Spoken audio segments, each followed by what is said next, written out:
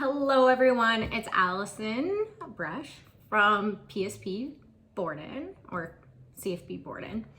I'm here with another workshop, so make sure you read the disclaimer prior to this video. It's about 10 seconds. Make sure you go through everything and always listen to your own body and what it's telling you. So this workshop is going to build on the lower body. There's going to be 4 points covered with soft tissue work. What you will need, either a high rubber bounce ball or some soft tissue balls. Ideally you need 2. You can get them at the dollar store, toy store, probably online anywhere. Don't spend a lot of money if you don't want to, or it's something you're trying for the first time. Otherwise you can get stuff that's more, comes in a bag. Ideally today you will need 2. If you're just using the rubber bounce balls, grab a sock, place both in, and then tie off the end so that they don't roll out or don't go too far apart, okay? Or if you got these. Something else you may need for today is a yoga block, or if you don't have a yoga block, a hardcover book is gonna be just fine. Roughly the same width and diameter, just so you can elevate the stuff to you. Mind you, everything I'm gonna show you can be done on the floor. You just don't have as much pressure put on the body. So it just depends on what you wanna try. Keep that in mind. Okay, next, we're gonna go over just a couple key points. And if you wanna fast forward, I'll timestamp what we're covering and when it starts. So if you do wanna fast forward, you're welcome to. But I'd like to go over a couple things first with soft tissue work in general. So I want to cover the 2 natural receptors within the muscle itself. Those are going to be the Golgi tendon organ, as well as the muscle spindles, okay? And the reason being is because there is evidence of higher issues and injuries happening from using soft tissue prior to workouts or high impact or running or sport. There's a couple of reasons why, and the Golgi tendon organ and the muscle spindles have the biggest factors with that. So let's go over the Golgi tendon. It is a proprioceptor sense organ that receives information from the tendon itself. That's called the quote unquote like sense tendon. For example, when you lift weights, the Golgi tendon is the sense organ that tells you how much tension the muscle is exerting. So keep that in mind. The muscle spindles are located parallel to the muscle fibers. They record change in the fiber length and rate of change in the central nervous system.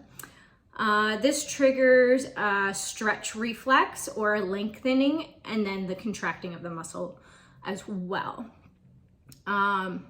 Muscle tissue changes the normal length of tension and the tension relationship.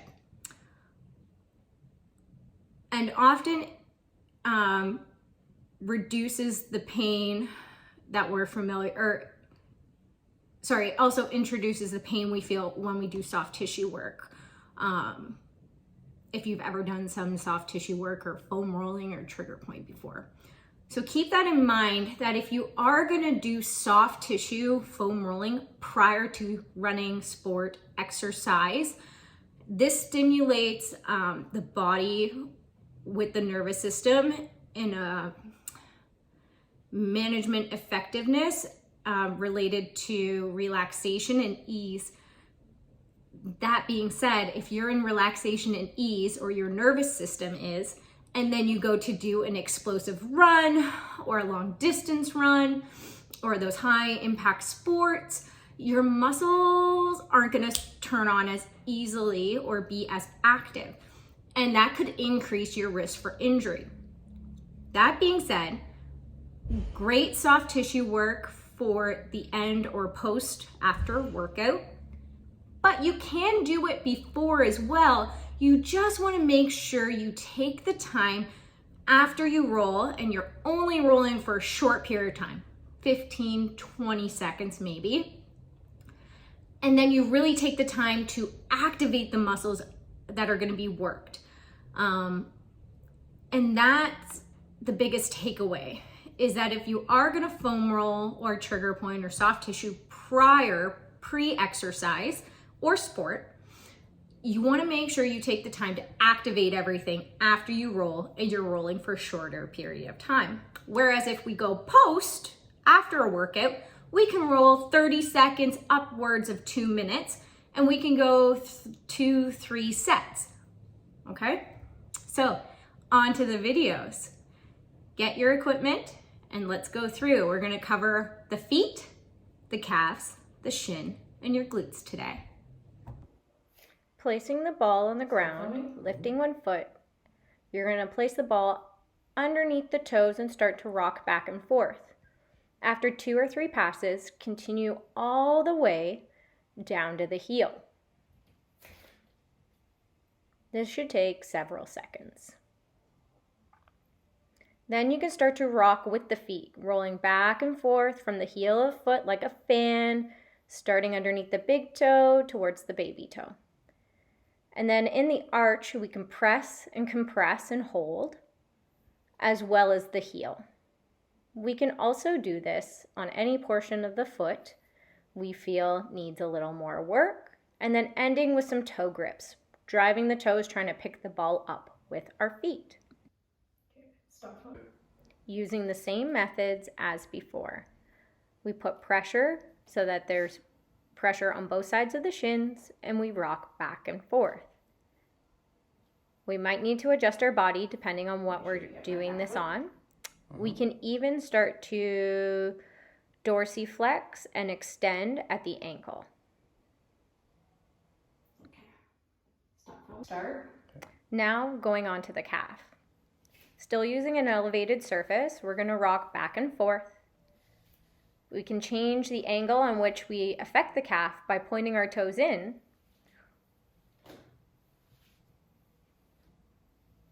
and pointing the toes out.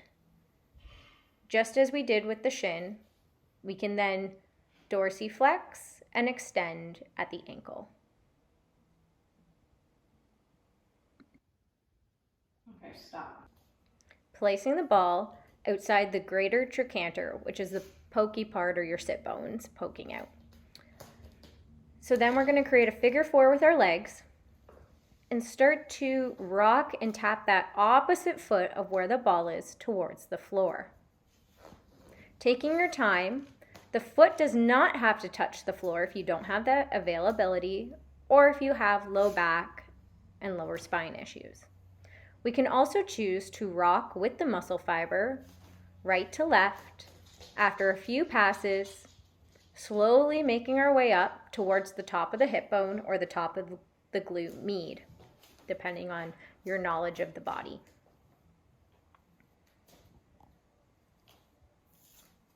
You can also try to extend the leg, raising it up towards the ceiling with a slightly bent knee and a couple of passes. Doing what works best for your body and which method.